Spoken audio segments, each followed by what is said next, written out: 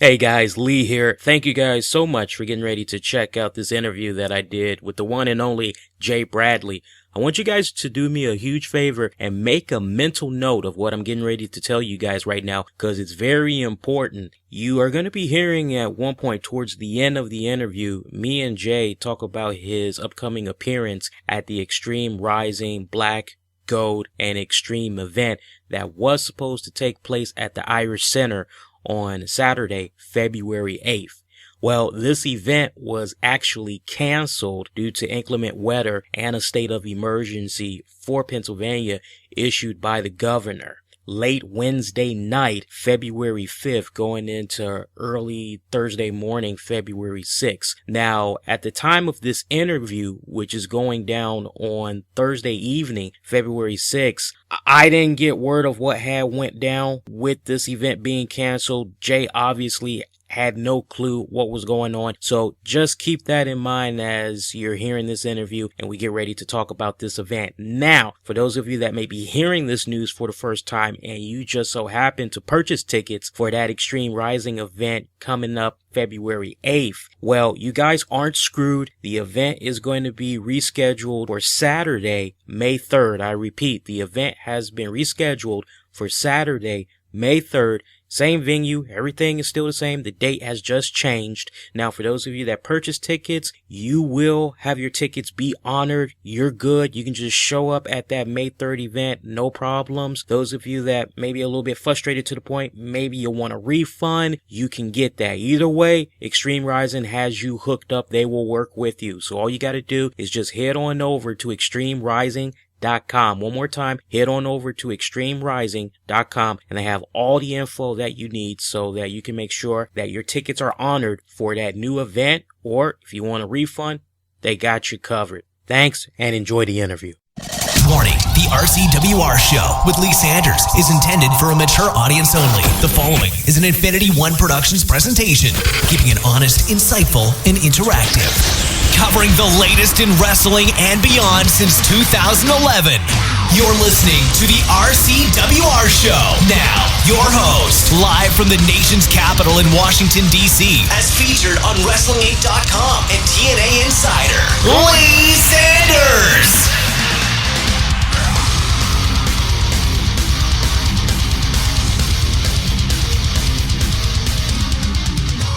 And a very good Thursday night to you, boys and girls. What is up? It's the Black Avenger, a.k.a. the Black Azrael, Lee Sanders. And you, my good friends, are checking out a special Thursday night edition of the RCWR show for February 6, 2014. Just a couple of minutes past the 8 o'clock hour here on the East Coast.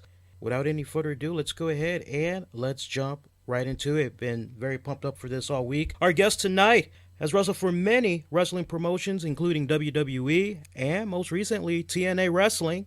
It was in TNA did we see him take part in the gut check competition, having defeated Brian Cage and being awarded a contract the very next week.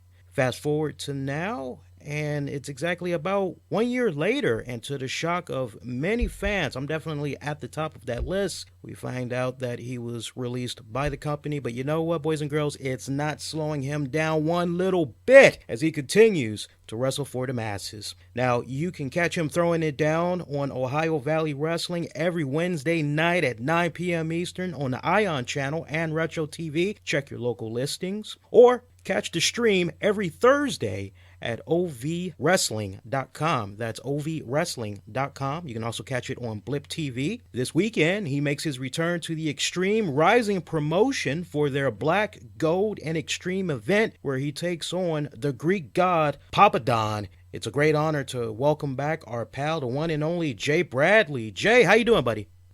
Not doing too bad, just kind of relaxing here. Just a little correction for you, too. Unfortunately, I will not be working out of OVW any further. And that's nothing, nothing against them or myself. It was just one of those things. I was in Louisville for TNA, and the lease came up on the place I was renting out, and I thought it was time to move back to Illinois, so I'm back in Chicago. And my time for them came to an end last weekend for their last big Saturday night special show, and that was my exit. Wow. Yeah, I heard a lot about that match that you and Ryan Howe had. Everybody was giving good praise for it. I wish I could have seen it, man. It would have meant that much more to me if I would have checked it out. Because, I mean, we were going to jump into it later, but I guess we can kind of jump into that because one of the things I was going to talk to you about was the gimmick that you had going on in OVW. I thought it was just one of the best highlights in checking out OVW. And for you folks that might not be aware of what I'm talking about, basically, past like couple of weeks or several weeks, Jay, you've been doing this hooker slash shooter MMA type of fighter. And dude, I got to give you mad props for what you did in the ring. I think it was 2 weeks ago. You beat somebody up, and then you put on a hat, you put on a t-shirt, you get the podium out there, and you're like having a press conference right there in the middle of the ring. And you had the nerve to say, I want to give praise to Jeevis. You had me rolling, man. How did you come up with that gimmick? Kind of, I don't want to say a spur of the moment thing, but, one of the things I really liked about being able to work in a place like OVW and, I mean, work out is it's, you can kind of go out there and kind of, F things up and, and not worry about, I mean, you learn from it, but, they let you go out there because it's run as a, a hybrid territory, partly with that mindset as well as a school. So you're kind of allowed to go out there and just try new things and experiment, whether it's on the TV program or it's on the live events, which was one of the things that like I had no problem, working out at OVW again when TNA asked me to do that when they weren't using me. Because there was no downside to it. It was like, okay, like I stay sharp, I stay within the TNA system and, earning my paycheck and, I get to try new things. And, I had felt that, not that I was as good as I'm going to get, but I had been doing the rugged Chicagoan working class guy and I felt comfortable with that. And I just wanted to go out there and just try something kind of out from, right field that people didn't see coming and didn't, wouldn't kind of expect from me, just to kind of, to test my range as a pro wrestler and as at the entertainment side of it. And that's where that kind of spurred from. And it started on, me and Ryan Howe, had a really, really solid, hardcore street fight match I think it was the January edition of OVW's Saturday Night Special, and the guys, the powers that be, Al Snow and Danny Davis, had thought it went well and wanted to continue us two together as far as the storyline goes. And I had some other ideas of some things that I wanted to try to start doing, on live events, again, just to try to test myself, to develop in new ways and test my limits. And they were like, well, what about, I'm so much of a rugged brawler sort of a guy, and I have that mentality, but it was like, well, why don't we do, a submission match or something to that effect, or an I Quit match, and then I was like, okay, cool, and let's go in that direction, and I can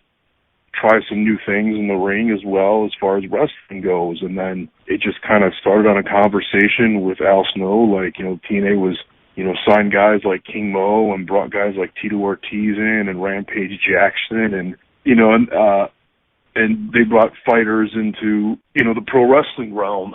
And, there's always been, guys in pro wrestling that are legit and that are legit guys that, whether it's from amateur or it's the MMA world or, guys with boxing backgrounds, there's always been those guys.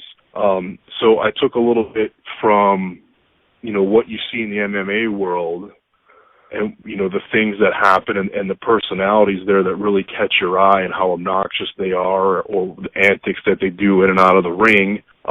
And I also kind of took a little bit from, you see, every wannabe tough guy in the gym or at an MMA, studio or class walking around with like, the Affliction tap out, gear on or the the generic MMA shorts that they get at like, Target or Walmart or whatever, and everyone wants to be like this MMA, bad boy. So I thought like it would be really entertaining if, I just ran with that personality in mind about just being that obnoxious douche that you see that, takes a couple, jiu-jitsu classes and hits a punching bag in the gym a couple times, and suddenly, he's the, the MMA guy.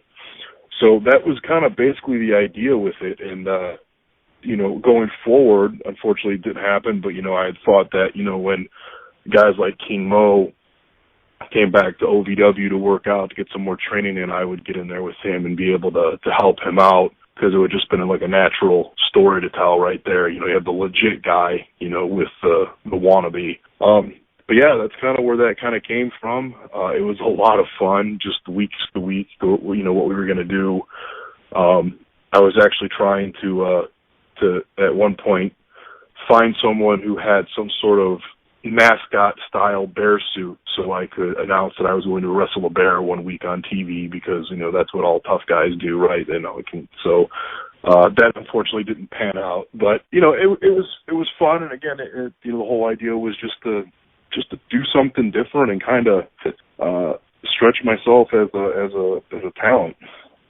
Well, you did it well, man. I gotta say, because I started checking out OVW, I want to say like beginning late last year, because it was like part of my New Year's resolution. Okay, we got to get out there, try to cover a little bit more wrestling for the folks. So we actually cover OVW every week. And I've been telling the folks past several broadcasts that you were like one of the highlights of checking out OVW, because you had some solid stuff going on. I hope that's not the last we see that gimmick, because I think there's a lot of life left in it. Would that be something you'd be interested in revisiting somewhere down the road? Yeah, of course. I think I've been blessed with, being able to gain so much knowledge over the last 10 years or so, being able to wrestle pretty much full time and just acquire so much experience. The people I've worked with and the places I've worked, where I can, I've learned to wear multiple hats. Like I remember, one thing people would always tell me, when I was at WWE, the more you can do, the more value you become. So if, okay, great, if you can be the big tough guy, and now if I can switch gears and be the entertaining guy or make people laugh, or if I can, be the chicken shit, or, or switch gears and, disappear for a little while and, come back and do, play-by-play or color commentary, or, do jobs in the back that, you have no idea. I was given the opportunity to help Al Snow kind of lay out TV in OVW while I was there too, simply for the fact that I just wanted to learn how it was done, thinking that would make me a better asset to whatever company I work for, knowing how to lay out a television formatted show as far as wrestling goes, or how a booker approaches things to format a TV show. And that was just one of the things I wanted to learn when I was there, or the mindset on it, knowing that, okay, if this is what we're looking at from a booker standpoint or a storyteller standpoint, it would help me do my job better. So yeah, I'm not opposed to doing it again or anything like that. I really enjoy kind of doing stuff like that, to, pushing my range. If you want to put like an artistic flair on it, like, a singer might try writing, or singing different sort of genres. And to me, that's kind of like what wrestling is. It's like, okay, well, I was also working on doing, getting, a mask made and doing a whole mask persona as well, just to try something different and to just excel in new ways. And it's not like I wanted to, hang out the Jay Bradley win ugly boomstick guy, but because that's very much who I am. But again, I just wanted to just try new things. So yeah, I'm not opposed to doing any of it ever again. It's just I think it goes back to the more I can bring to a wrestling company, large or small, it's international or in the United States, the more valuable I become, the more bookings I can gain, because I can be used in more ways. Right. Fair enough. Now, before we go any further, I got to address the elephant that's in the room, because a lot has changed since the last time you were on the show. It's a huge elephant, too. Of course, TNA Wrestling. Now, I'm aware of your release from last month, and I got to be brutally honest with you, bro. I'm sure I speak for many fans out there. This really kind of came as a as a shock. Now, I'm aware that you had spoke candidly about it because I had checked out a few transcripts of interviews that you had did. And by the way, mad props to you for the way you've just been handling all this. You've been a real total professional of the news. I'm seeing all these new pieces of talent come into TNA, like Ring of Honor's Eddie Edwards, Davey Richards. We got MVP in there now. Santana Garrett from the Shine Wrestling promotion. Indie star Shauna. She looks like she might not be too far behind from joining the company. We got Ethan Carter III. Looks like the Bromans, they're starting to get a little bit of a push again. And it's like a new movement is going on right now. And I'm kicking back saying to myself, as a fan of yours, you fit that mold perfectly. You got the looks, you fit the age demographics, you got that target audience down, and it's just a little bizarre to see all these things go down. And I'm kind of curious, to you, does it kind of come off as though TNA really didn't give you their full support? As fans, I'm sure will be in agreement when I say this, it kind of seems like you were sparingly being used in TNA after Gut Check. Yeah, you know what, that's kind of a wide question, so let me, cast a wide-netted answer here, too. And, as far as just, my outtake or my perception on, what's happening, it's like I can look at it as a negative way and let it sour me, or I can just kind of, like that, I think it was, out of all people, I think it was Tupac who said, or you can just, shrug and say F it and move on, you know what I mean? And, I'm not going to let the black cloud or any negativity, follow me to the next job or anything like that. And there, there is no bitter pills or venom to be spewed. It's just, it's business. And I understand that, after being in professional wrestling on a professional level for almost the last 10 years, like I understand how the business works in ways that, and I'm not trying to take verbal shots as you or as a fan or people that are on the independent level might not understand it. There's no monies owed to me by TNA. They met their end of their contract. I feel I not only met but exceeded mine. But as far as what happened, I mean, it's easy to tell that the company itself is going through a lot of changes. I think there's going to be a lot of changes going forward. I just think I got caught up in that in a negative way, meaning, that I got pushed aside because of it.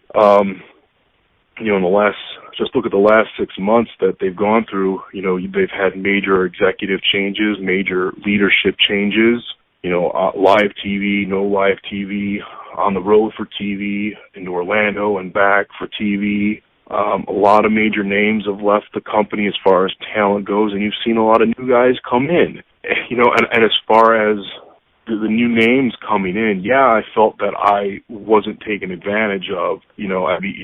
As someone, as a businessman and as an athlete, you have to have that confidence where I'm sitting there, I'm watching this happen on TV, or, I'm hearing about it through the telephone, tele-wrestler grapevine, and I'm like, well, I fit right in with this, why not give me the ball and run? Unfortunately, I don't have an answer to that. I'm not in those meetings where those decisions are made. All I was told that, the company's not in a situation to where they can keep me on payroll and keep me sitting at home. As small as my meager monthly check was, they weren't available, or the funds or the resources weren't available to do that any further. And they had kind of templated out the television for the next few months with this, investor storyline, with Dixie Carter sort of thing, and didn't see me fitting into it.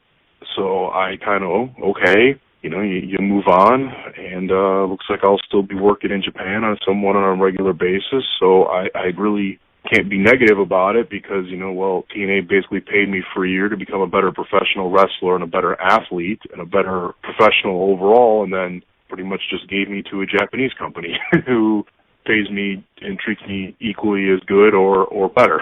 So I can't complain whatsoever. As far as what happened or why, man, I really, I don't know.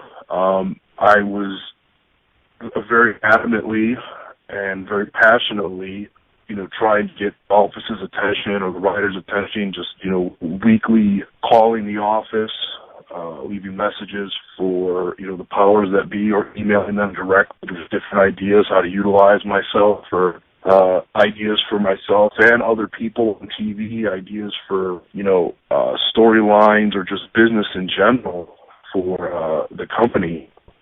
And I understand it's wrestling and it's corporate. You're not going to get an answer to every email, but you're not going to, just to be acknowledged, I think would have been a little bit more of a positive for me. And for whatever reason, they felt to go in another way. Again, the wrestling world's kind of opened up to me a little bit more now because of my time there, and a lot more people were exposed to what I can do in the ring. So, yeah, I mean, no complaints on that. Obviously, I would have loved it to go a little bit better, but, things change, and you can definitely say that change was a major theme for TNA in 2013, and it's going to be that way, I think, for the foreseeable future. I'm just thinking from that creative standpoint for a second. I remember, Jay, on 2 occasions, it appeared as though you were possibly going to be a member of the Aces and Eights. I remember one scenario on Twitter where you had posted a picture. I think it was like a mask and it had some type of skull design on it. You said almost time. And then there was last year, I think it was an episode right around fall of Impact Wrestling. You had cut a promo saying that you were paid very handsomely by a certain organization to take out a key individual from the BFG Gauntlet series. A lot of folks thought that presumably you were talking about AJ Styles. And the question became, who paid you? One hand, it looked like it might have been maybe Ego, Dixie Carter, or the Aces and Eights, so it's really kind of coming off like on at least 2 occasions you were linked to A&E. Can you shed any light on that, as I'm sure many fans are very curious on whether or not you were supposed to have something to do with them? From the beginning, I was one of the original people that jumped Sting when it started. I was one of the people who they were considering for the storyline for the long run. But I was also told that the company saw a little bit more than me just being in this gang as far as potential for the future, which kind of is odd now that, okay, you said that before and now you released me. But, it's just kind of how things play out. And then as far as the instance you mentioned with the Bound for Glory series, Gauntlet Battle Royal, again, that's one of the things that kind of changed, man. That's all I can say is, like, you get a small spotlight on me for a brief time in that episode and show a little bit of personality on the microphone and a backstage pre-tape, and then it was just kind of dropped. Like, I think that might have been the last time you saw me on Impact. It was just kind of like, well, what happened to that? Like, where did that story go? Where did that loose end go? Never got tied up, and I thought that could have been something fun, and that was some things that I was even throwing at creative at the time, where it was like, you put this spotlight on me, and hey, you got this big, rugged looking guy, looks like, people in creative had told me, looks like you can rip a tree trunk out of the ground, and, now we're kind of alluding that maybe he's a hired gun. Maybe there's something we can do there. I mean, I've pitched numerous ideas. Well, maybe it was Ego, and I'm the muscle behind Ego, who are 3 guys who are all about the same size and the similar wrestling style that have kind of been the veterans. Well, why don't I be the young muscle of the group that comes in and almost kind of you want to call it maybe like a Diesel-esque kind of a thing to what Shawn Michaels was doing in the 90s, for the group. And then I also threw the idea out there to not go with Aces and Eights, but that I was Dixie's hired gun. That Dixie was paying me to take out AJ and planting the seeds as far back, and then I would be Dixie's personal bodyguard, because why wouldn't every powerful, well-to-do woman in a man's world, she would probably need a bodyguard, especially when you got a bunch of testosterone-fueled muscle men running around and you're yelling at them. So why not put a big guy like me to stand in front of her while she, does her business? Again, those were just 2 ideas that, I threw at them. And, for whatever reason, they decided to go another way. And, I kind of got pushed aside. But again, that's business. That's pro wrestling. They're not going to take everything that you throw at them, and they're going to move in the direction to the stories that they want to tell and the business that they want to do on their television show. So, that happens in WWE all the time. It happened to me when I was there, and I'm sure it happens, in the Japanese companies when guys throw ideas for matches or feuds, and I'm sure it happens to, places like in Ring of Honor, who's like a semi-national television company now. It's just the nature of the beast. Right. I love those ideas. I mean, I was kicking back, wondering where you were, and I had those exact same angles playing out in my head. I'm just being all quiet. I'm like, let me not put this out there because I don't want to ruin it just in case they're thinking what you was putting out there. Those were great ideas. I could have definitely seen you being a bodyguard for Dixie Carter. Would have made perfect sense. I want to pick your brain on something. Earlier this week, I came across this really cool picture from somebody on Facebook. They were doing like a picture comparison, right? They had a WWE Raw event in Cleveland, Ohio, and the attendance there, you can see in the picture, it really wasn't that good. But then you see TNA, they were in Glasgow, Scotland last week, and it looked like it was sold out, man, like massive turnouts. And here's what was funny. Many of the fans were bashing on TNA, saying that it was only luck and TNA, let's see if they can do that on a consistent basis. And it kind of brought up a very interesting question to my mind that I want to bring out there to you, which is, why do you think it kind of comes off as if TNA wrestling isn't really appreciated like it really should be in North America, right? But when they go outside of the US and other countries, it's like they're loved. And the second part to that question is, at the rate that it's going with the North American audience, it kind of seems like the hating just continues to grow. Do you see it getting to a point where, with all the success that TNA has had in those different parts of the land overseas, they could just pack up and move their business elsewhere? No, I don't think they're going to pack up and take their business elsewhere. I don't see them losing the Spike deal either. From what I understand, the Spike TV deal comes up later this year. As I always got the impression Spike had a lot of clout as far as what goes on Impact Wrestling. So I don't see that relationship changing. They're still a top-rated program for Spike, and Spike, obviously is a good situation for TNA, a national product for television. But as far as the international market goes, yeah, they do very, very strongly, even in, Japan when I was over there, it only been on for a year, and it wasn't the greatest time slot, but from what I understand, it did very well to where they renewed it for 5 years. So it's going to be on the station in Japan for the next 5 years, and I know they've just renewed for, I think, Challenge TV or whatever the UK carrier is, and I think one in Germany and India. I know they do extremely well in Europe, and I think the reason is, WWE does really well in Europe as well, but I think it's twofold, where they're on, I think, better networks than WWE is, believe it or not, throughout Europe, to where I think some of the European markets, it's actually a pay channel to get the TV program that WWE, or the station that WWE is on. Maybe that's going to change with this new network coming out that WWE has, where you can watch all of it. God knows almost any wrestling ever invented or that's ever been done is going to be on that network pretty much. So as far as getting a free product or a product you have to pay for, TNA is probably a little bit more exposed in the marketplace right now in those areas. Also, they do pretty well over there because it's still kind of new. It's still a buzz thing to do. And that's, if you only get TNA or WWE coming to Glasgow or London once a year, or your country once a year, it's going to get a better turnout than, even though we're we're in the United States, the bigger country, and it's here every week somewhere. Now, take WWE away or TNA away for a year, and all right, they're going to run one show in Dallas, Texas for all of 2014. Or maybe they're just going to run Mania, you know what I mean, and whatever city, that one pay-per-view, that one live event, that's all we're going to get in the United States. It's probably going to draw a lot better. That's kind of my take on it. as far as like them and the hating they get in the United States, as far as TNA, I can't say it's not totally deserved, but I don't understand all of it.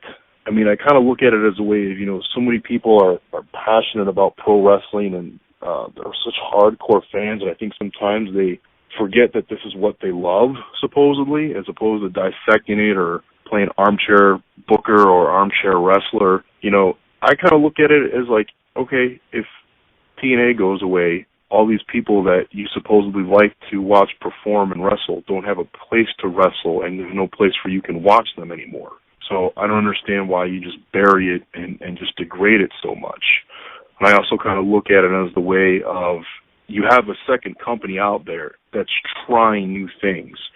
And I'm not saying that WWE doesn't try new things, but it's a much more slower change. It's a much more methodical, where TNA has tried so many things over the last 10 years to see what's going to work for them, because I really don't feel they've found their niche yet in the wrestling marketplace or the entertainment marketplace. So they're going to try new things like, hey, let's approach TV from a different standpoint. Let's go from 6-sided ring to a 4-sided ring. Let's try to bring in some big names like Hogan, Angle, Sting. Vince has his business model down pat. No one's going to beat him at it. No one's going to top him. No one's going to take it from him. I don't think necessarily TNA totally has their business model set, so they're trying to evolve and grow and try new things all the time. So I kind of think that is a positive thing, where, hey, we're going to highlight X Division guys for a little while, or we're going to highlight knockouts for a little while and see what's getting people's attention. So, that I just think kind of sometimes it's just, they've gotten the reputation, again, people are going to give you a mile of hate for something they don't like and an inch of praise, and I think people always try to, unfortunately remember the negative more so than the positive, so I think that sticks out in a lot of people's minds. So. Good words. Good words. Last time we had you on the show, I remember asking you if you'd be open to traveling outside the U.S. to take part in Great Muta's Wrestle One promotion. You said you'd be open to it. We fast forward. We see, in fact, you did head out there. Tell the folks what the experience and the culture is like out there and what you notice as far as how fans perceive wrestling and its performers as opposed to North America. Wrestle One was probably the best experience I've ever had as far as, a professional wrestler, and one of the best ones of my personal life. I enjoyed the country incredibly. Tokyo was just, in size, is just insane how big the city is, yet how clean and how polite and courteous everybody is.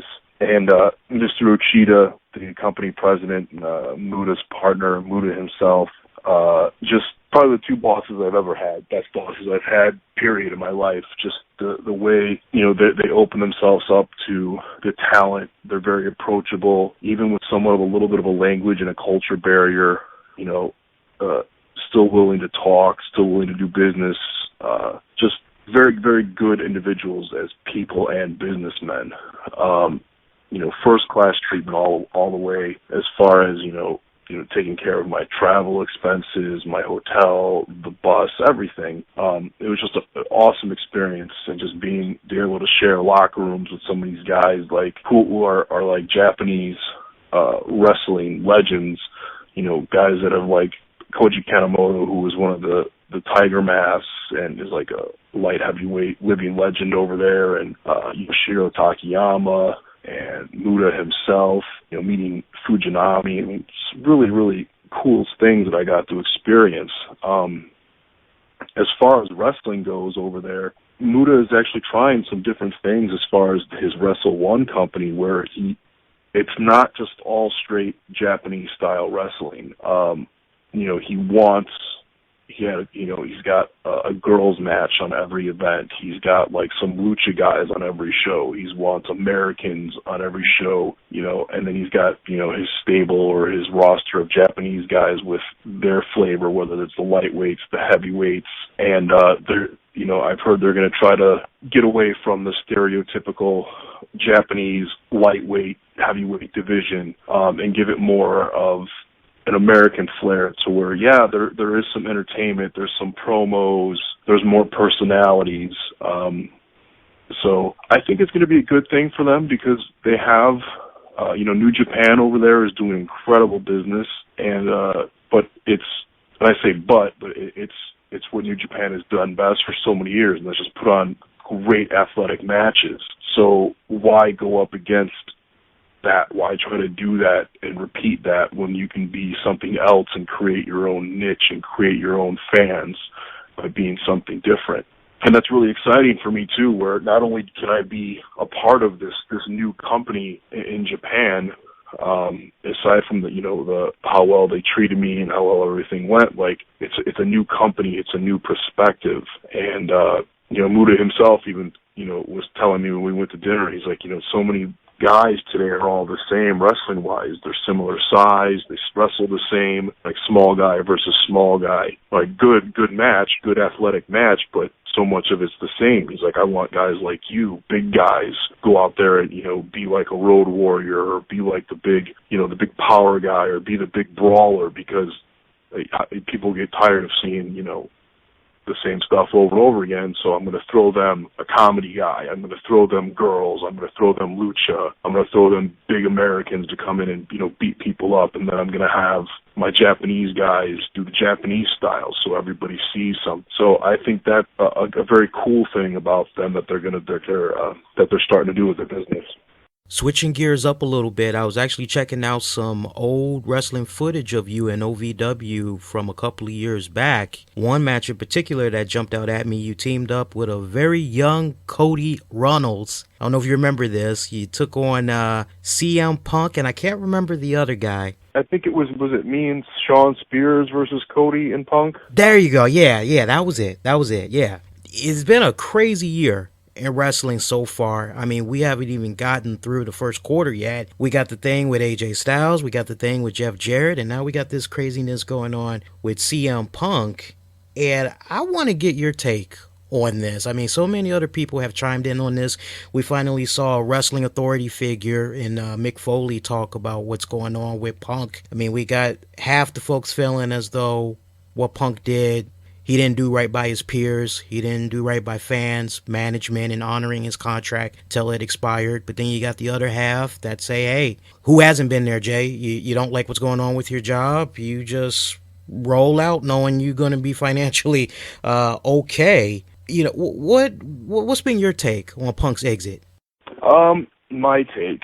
I know. Let me preface this.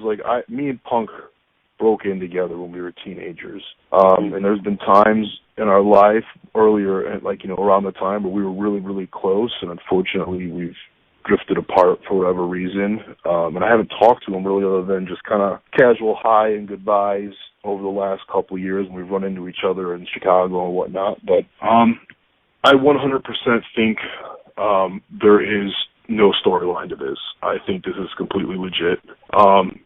Just knowing Punk has always been that way. Punk is Punk. He's always been one of those, what you see on TV is what you get with him. That's the way he's been as long as I've known him.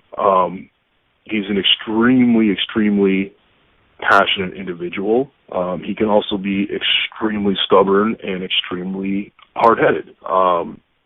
So I think it got to the point where, there's only, you can only push a passionate person so long, and dangle, certain goals over their head like a carrot to where they just kind of F this, man.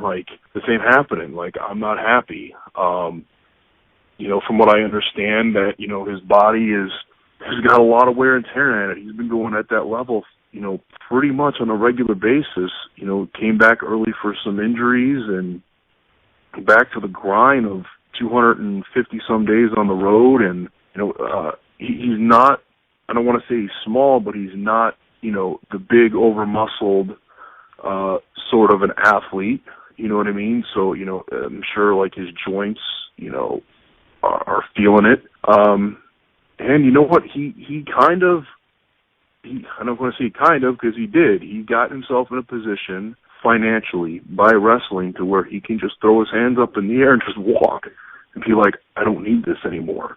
I love it, but it's frustrating, and I'm pretty much financially set right now that have to rely on this. And I think there's a lot of guys in all major companies where, they get set in a certain way of life where they've got bills to pay or families to support, and they get unhappy highly happy professionally, but they have to grind it out for the sake of that paycheck to pay the mortgage, pay the cars, and, take care of the family. I don't know that Punk has to worry about any of that.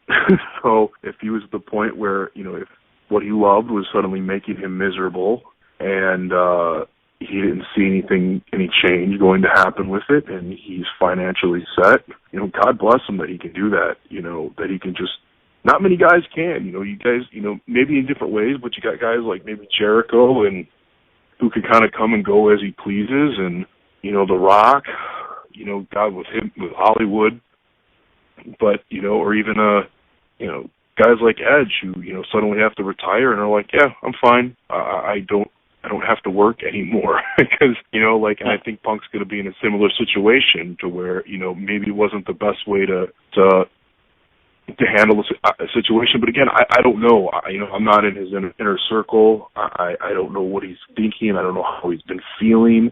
Again, there's all sorts of things like, I don't know, those meetings that took place between him and management, I'm sure, or these, I don't know what happened in any of that. There's so many factors that we can speculate on, but, I think it's 100% real. I think he's just, got to a point where he was just like, all right, man, like, I'm tired of this and my body's hurting and I've got plenty of money in the bank, so I'm going home. You think we've seen the last of him as far as being in the wrestling industry goes, like as far as getting in the ring? No, I don't. If you look at the trend, and in my opinion, it's an unfortunate one. How do I phrase this? Well, I think guys, they leave wrestling, they go do other things, they come back to wrestling, they get more money than they did before from wrestling, if that makes sense. I don't know why that is necessarily. Like, the allure of somebody, that you can't have, you want them more all of a sudden, and so let's give them more money. Let's make them more financially enticing, or us more financially enticing, and bring them back into the fold. Maybe he'll take a year or so off and just do whatever he wants. The man's deserved it and earned it. And then come back in a year, and see what happens. Maybe he'll be in a better, he'll be healthier, he'll feel mentally better, and then maybe the company will be in a different spot than it is now. I don't know. But you kind of can see it over the last, 5 to 6 years or so, and I think it, unfortunately, with all companies involved, where they haven't, unfortunately, been successful in creating a next generation of stars to really carry companies anymore. Like the Cenas and the Ortons, I think, were kind of the last guys, and then Punk kind of forced their hand to do it. And I mean, even in TNA, how many guys have we really seen come out of TNA and be like that star to carry the company, or to be that main event player that they've built and established so they can run with them for the next few years? So you see them going to Brock, you see them going to The Rock, you see them bringing back Jericho for these, temporary runs to, I think, make things feel more special, give things that more of that star power, because the young guys haven't been able to do that, or haven't been given the opportunity to do that, or they're not ready. There's a lot of other things that go into play with that, but I think that's just been a trend, and maybe Punk follows that trend, you know what I mean, that he's gone, 6 months, 12 months, whatever, and then, comes back, and everyone's talking about CM Punk again because he's back. So, yeah, I'm with you. I don't think we've seen the last of him. Not at all. Now, you officially make your return to the Extreme Rising promotion this weekend. How the opportunity come about for you to work with the promotion again? Well, I kind of stayed in contact, just here and there, like seeing some of the guys that run Extreme Rising at some indie shows that I've done over the past year, and Steve O'Neill and one of his buddies did that Barbed Wire City ECW documentary, and we had kind of talked a little bit, like, they had the cancellations last year for the WrestleMania weekend shows, so it's not like we lost complete contact or anything like that. And then when they started running events again, they had asked me, if there's any restrictions that TNA had per my contract, and at the time there was. I couldn't appear on any sort of pay-per-view, or DVD products. So they were kind of like, we'd like to use you because TNA is not really doing anything with you, but, we maybe would do it in like a non-televised position or like kind of a bonus live match for the live audience, something to that effect. And so we had been talking for a couple months about it, trying to hammer down dates that I was available, and they had shows, and then I got let go, and, they were the first to call me, so. I saw you cut a video on YouTube. Part of it, you were saying that you're willing to be the rebel once again as the fire still burns inside. You've got your eyes set on becoming the Extreme Rising World Heavyweight Champion. But first, you got to go through a man they call the Greek god Papadon. What's your thoughts on your opponent, and how excited are you to be basically picking up where you left off? Man, I'm pretty, I'm not going to sound like it, but I'm pretty ecstatic here just because, kind of in one way, like you, with TNA, like I never felt like I was, really part of the team and in the mix of things, even though I was busy, working out and training and doing my thing at OVW. Like, you don't sign a contract with a company to be kind of put on the sidelines. You want to be in the mix with the main things that's going on, and you want to be one of the guys. And that's what's kind of exciting for me with, companies like Extreme Rising. The events I did with them, they did like, 1,500, 2,000 people. I don't know any people, maybe Ring of Honor with some of their events drawing those kind of numbers in independent wrestling nowadays. So that's a huge plus, and I think the locker room there is really, really strong as far as just talent. It's a good mix of, younger guys. And I say younger guys, like guys who haven't been established in the mainstream, like myself or Papadon or Luke Hawks. And then you've got like a mix of an older generation that can still really go, like a Rhino and Matt Hardy, Stevie Richards.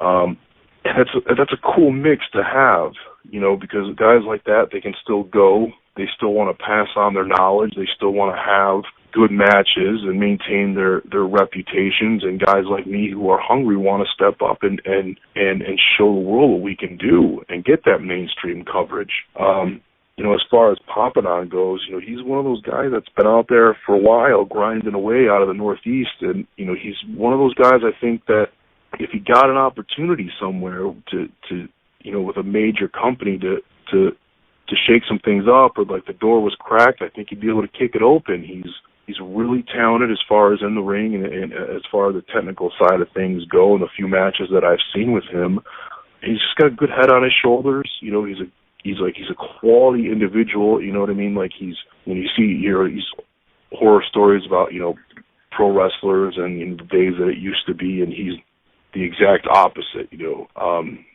Hopefully he gets that opportunity somewhere down the line. Like I said, I think he would do really well with it. He's one of those guys that's, he's always trying to hone his craft and get better, which, that's awesome. And he's been doing this for, a minute or two. He's not one of these guys that are, have been around a couple of years. He's been around up in the Northeast for a number of years now.